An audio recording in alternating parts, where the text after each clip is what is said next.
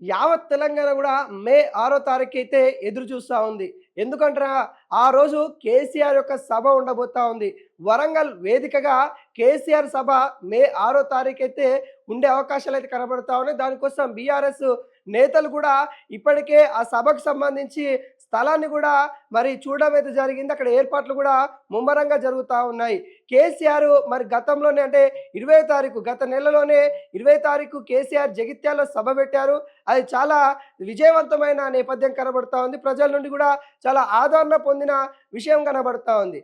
ఈ నేపథ్యంలో మే 6 తారీఖు కూడా మరి రైతులను ఉద్దేశించి ముఖ్యంగా మరి 2022లో ఏదైతే రాహుల్ గాంధీ మరి వరంగల్ వేదికగా మరి రైతుల డిక్లరేషన్లు ఇవ్వడం అయితే జరిగింది. రైతులకు సంబంధించి దాదాపుగా చాలా హామీలు అయితే ఇవ్వడం జరిగింది.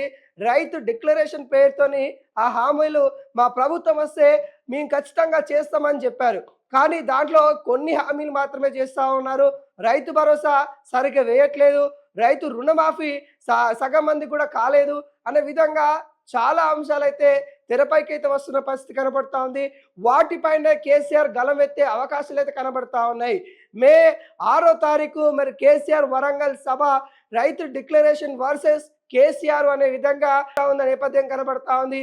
గత సంవత్సరం కూడా కేసీఆర్ ఎలకతుర్తిలో సభ పెట్టినప్పుడు కూడా జనం తండోపతండాలుగా ఒక జాతరగా వచ్చిన నేపథ్యం కూడా మనం చూసాం.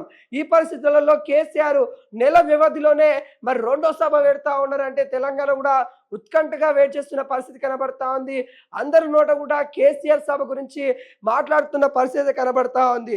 దాదాపుగా రైతు డిక్లరేషన్ లో మరి 2 లక్షల రుణమాఫీ చేస్తామని చెప్పారు, రైతు భరోసా అందిస్తామని చెప్పారు, 15,000 ఇస్తామని చెప్పారు. తర్వాత ఆర్థిక వ్యవస్థ ఇబ్బందిగా ఉంది, మేము 12,000 వరకే ఇస్తామని చెప్పడం జరిగింది. అట్లని కొంతమందికి వేస్తా ఉన్నారు, అందరికీ వేయట్లేదనే వాదన వినిపిస్తా ఉన్న పరిస్థితి కనబడతా ఉంది.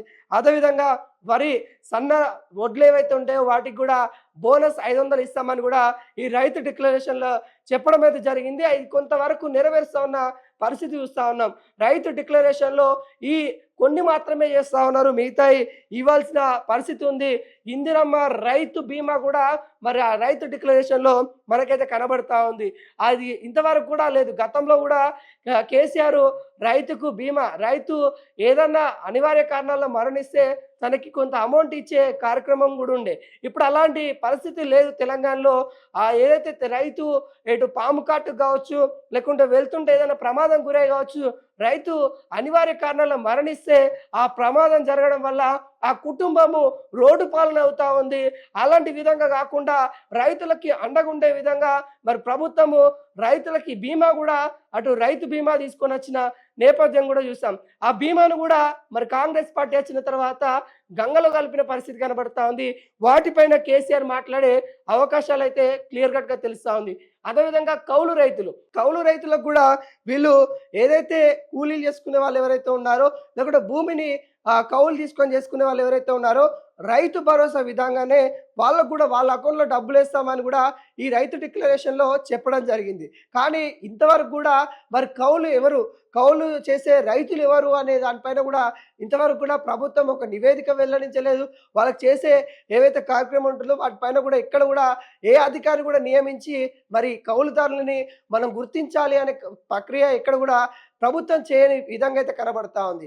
ఈ నేపథ్యంలో రైతు డిక్లరేషన్లో మరి కాంగ్రెస్ పార్టీ అధినేత రాహుల్ గాంధీ వరంగల్లో ఇచ్చిన హామీలు ఏవైతే ఉంటాయో వాటిపైనే కేసీఆర్ ప్రస్తావించే అవకాశాలు అయితే కనబడతా ఉన్నాయి.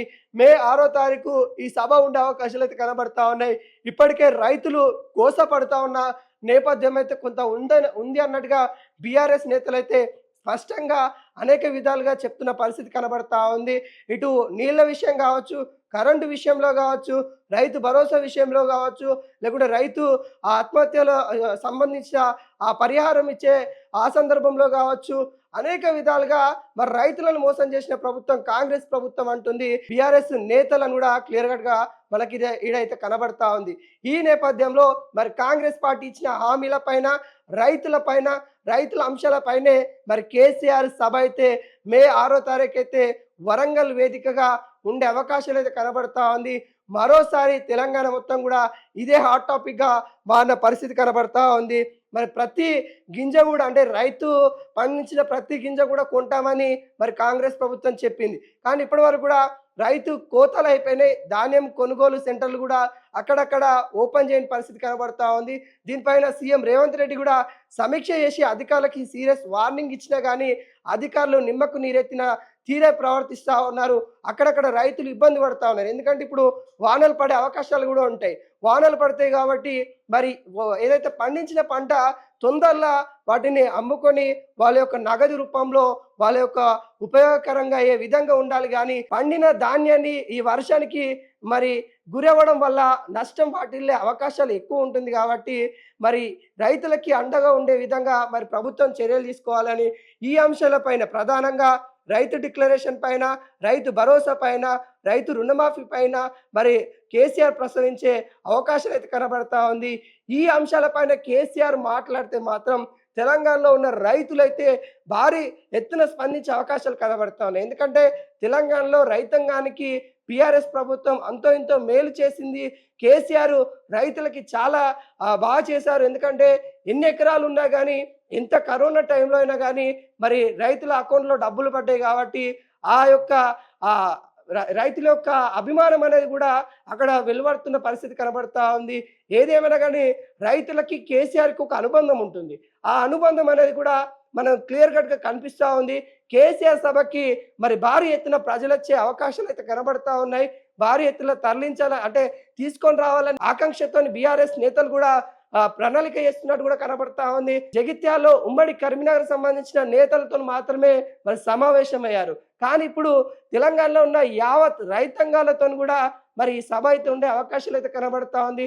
ప్రతి ఒక్కరు కూడా వరంగల్ సభకి రావాల్సిందే, రైతాంగం ముఖ్యంగా రావాల్సిందే, నాయకులు తీసుకొని రావాల్సిందే అన్నట్టుగా అటు బీఆర్ఎస్ నేతలు అయితే ప్రణాళిక చేస్తున్నట్టు కూడా తెలుస్తా ఉంది. మరి ఈ సభ తర్వాత మరింత రాజకీయం హీటెక్కే అవకాశాలు అయితే కనబడతా ఉంది. మరి కాంగ్రెస్ పార్టీ కూడా మరి ఈ సభ జరుగుతుంది అని తెలిసిన తర్వాత మరోసారి కాళేశ్వరం ప్రాజెక్టు సంబంధించిన కార్యక్రమాలు కూడా మే 7వ తారీఖు పెట్టుకున్నట్టు కూడా తెలుస్తా ఉంది. కేసీఆర్ ఆ మే 6వ తారీఖు ఏం మాట్లాడతారో తర్వాత దానికి కౌంటర్గా మే 7వ తారీఖు మరి కాళేశ్వరం సంబంధించిన ఆ ప్రాజెక్ట్ అంశాలు కూడా మరోసారి సీఎం రేవంత్ రెడ్డి అక్కడికి వెళ్ళి మాట్లాడే అవకాశాలు అయితే ఉన్నట్టు కూడా చెప్తా ఉన్నారు.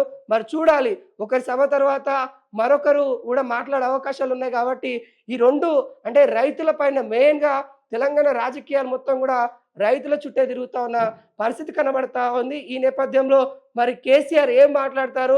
కేసీఆర్ రైతులను ఉద్దేశించి మరి చాలా రోజుల తర్వాత ఓన్లీ రైతుల డిక్లరేషన్ పైనే ఈ సభ పెట్టడం, రైతులతోనే రైతు సమ్మేళనం అని సభ తీసుకొని రావడం యావత్ తెలంగాణ రైతాంగం కూడా మే 6వ తారీఖు వరకు అయితే వెయిట్ చేస్తున్న నేపథ్యం కనబడుతుంది.